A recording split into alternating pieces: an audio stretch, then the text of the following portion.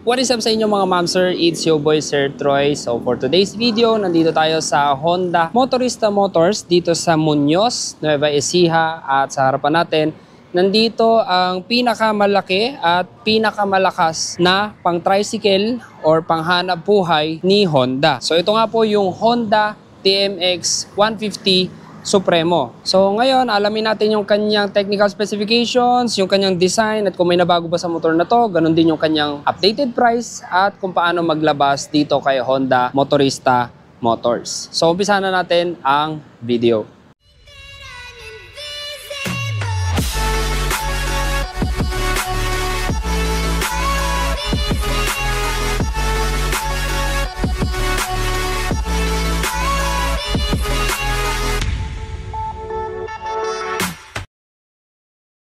Okay, Honda TMX Supremo. So ito po ay 150cc at ito ang pinakamalaki sa ngayon ni Honda. So kung tatanungin nyo ako kung nasaan na yung dati nilang TMX na kamukha ng 125 Alpha pero 155cc, hindi ko po alam kung nasaan na at kung maglalabas pa sila ng ganong design. Pero ito yung pinaka latest model nila. Honestly, matagal na rin itong Supremo pero yun na yun, taon-taon nagkakaroon sila ng mga bagong upgrades or bagong models, ganyan. At ngayon, bago tayo pumunta sa kanyang technical specifications at bago ko ipaliwanag sa inyo kung bakit itong motor na to ang dapat ninyong bilhin, i-walk around ko muna kayo sa motor na to. Honda TMX Supremo. So mas malaki po siya compare sa Alpha. Ayan yung Alpha. At iba rin yung design ng motor na to, no?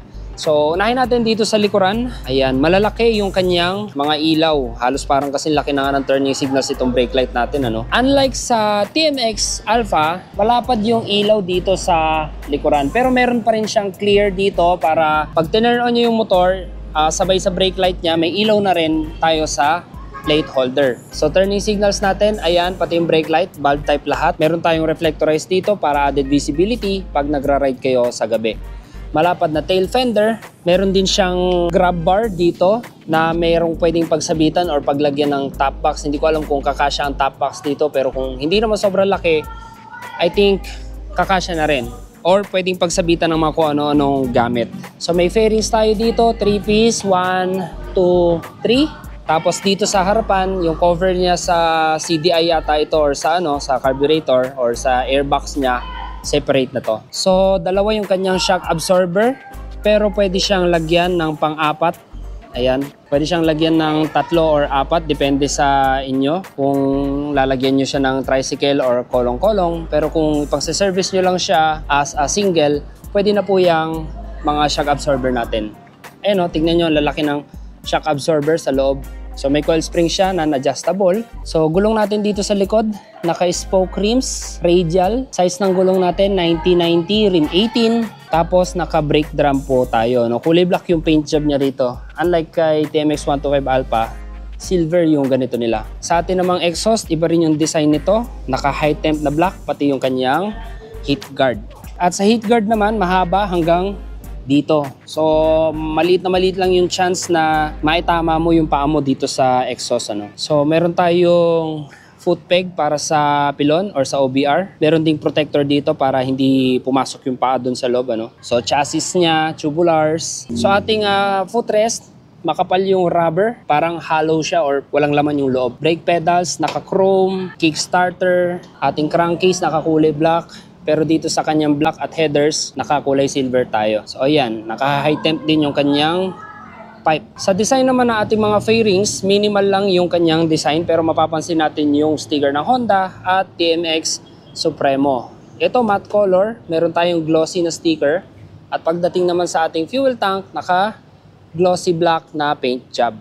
And then may decals tayo dito ng black, white, and red. So, ayan, naka-prepare na rin po ito para kung papalagyan nyo siya ng sidecar or kolong-kolong, dyan na lang po ilalagay yung mga bracket niya.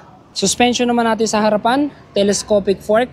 Merong malalaking sleeves dito para protection sa mga talsik ng bato or dumi para hindi ma-damage yung ating inner tube. So, naka-stainless steel din yung kanyang fender, mahaba, and merong bracket dito. Sa gulong natin, 80-100 rim 18. Tube type po ito pati yung sa likuran. Naka-spoke rims din and brake drum.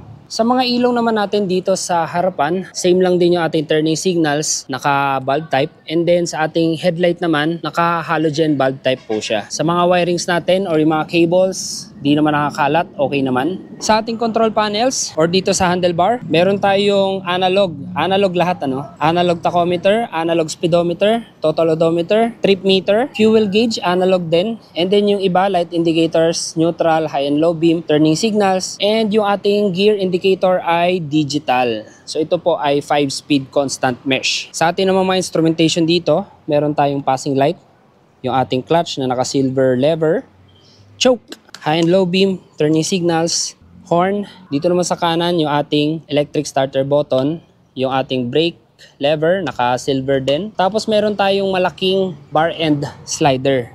So ito po ay steel. Sa atin namang handlebar, para siyang naka-high rise or halos same lang din talaga siya sa TMX 125 Alpha. Sa mechanical key, ito po yung susi natin. Napakaliit ng ulo pero napakahaba ng kanyang pinakasusi. Mukha siyang mushroom. And then may logo tayo ng Honda rito. So fuel tank niya, malaki. Tapos chain driven siya. Meron din tayong chain guard. At adjustable po yung ating likuran. So merong center stand, side stand.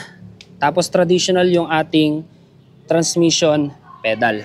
Okay, so punta naman tayo sa kanyang engine specifications. So si Honda TMX Supremo po ay 4-stroke single overhead cam. Unlike kay TMX, overhead valve or push rod po yung gamit niya.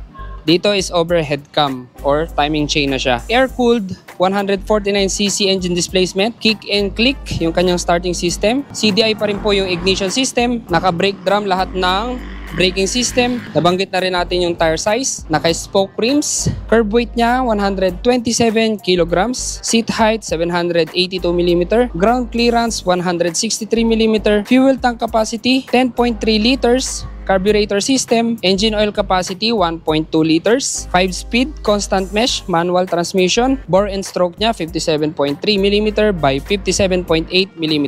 At ang makina po na to ay nagpo-produce ng 8.26 kilowatts at 7,300 RPM at maximum torque of 11.61 at 5,000 RPM. So telescopic suspension sa harapan at twin shock absorber with coil spring sa likuran. So upgradable po yung suspension natin sa apat. At may fuel consumption siya na 44.6 kilometers per liter. Matipid na po ito kahit carburetor type siya. So ganito naman nakaupo ang isang 5.7 sa 780mm na TMX Supreme. Medyo tiptoe tayo. Hindi naman totally tiptoe, pero hindi natin mailapat yung buong paa natin sa sahig So handlebar niya, madali lang iliko-liko, hindi sobrang lapad at hindi sobrang nipis. Relax lang ang braso, upright position lang tayo. So punta naman tayo sa kanyang price details. Okay, Honda TMX 150 Supremo. So ito po yung cash price na updated ngayong July 2024, 81,400. So hindi po kasama ito sa naka-promo yung